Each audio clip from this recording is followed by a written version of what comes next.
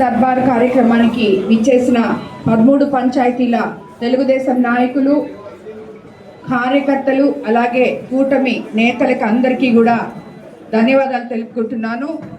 ఇక్కడ ఈరోజు ఉన్న అధికారులకు కూడా మనం అందరం మొన్న మీట్ అయ్యి స్పెషల్ ఆఫీసర్సు, అలాగే పంచాయతీ సెక్రటరీసు అందరం కూర్చొని ఈ విలేజెస్ గురించి ఆఫీసర్స్ అందరం కలిసి మాట్లాడడం జరిగింది. రాబోయే రోజుల్లో మీకు అందరికీ తెలుసు, ఇప్పుడే చూస్తున్నారు మీరు వాతావరణం ఎంత మార్పు ఉందో, ఎంత ఎండలు ఉన్నాయో. మనం ఈ ఎండాకాలంలో 3 చాలా ముఖ్యమైన కార్యక్రమాలు, ప్రతి దగ్గర తాగునీరు సమస్య అనేది రాకూడదు.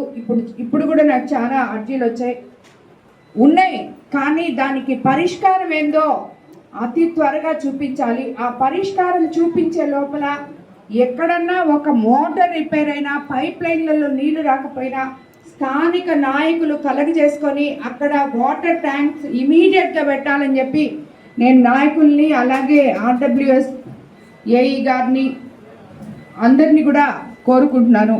సో అదేవిధంగా ఎలక్ట్రికల్ సంబంధించి ఎక్కడ పవర్ కట్స్ ఉన్నాయో, ఎక్కడ మోటార్స్ ఆగిపోతాయో అవన్నీ కూడా, ఎందుకంటే కొన్ని దగ్గరలో వాళ్ళు నీళ్ళు లేకపోతే ఇబ్బంది పడే ఇది రాబోతుంది కాబట్టి పవర్ కూడా కొన్ని దగ్గరలో రొయ్యల చెరువులు అవన్నీ వేసుంటారు, ఇక్కడ చేపల చెరువులు అవన్నీ వేసుంటారు.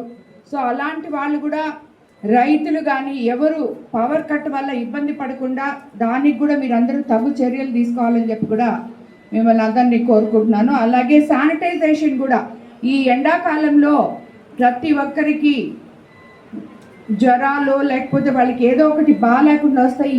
ముఖ్యంగా మనకి కోవూరు కాన్స్టిట్యున్సీలో హార్పిటేషన్స్ ఎక్కువ.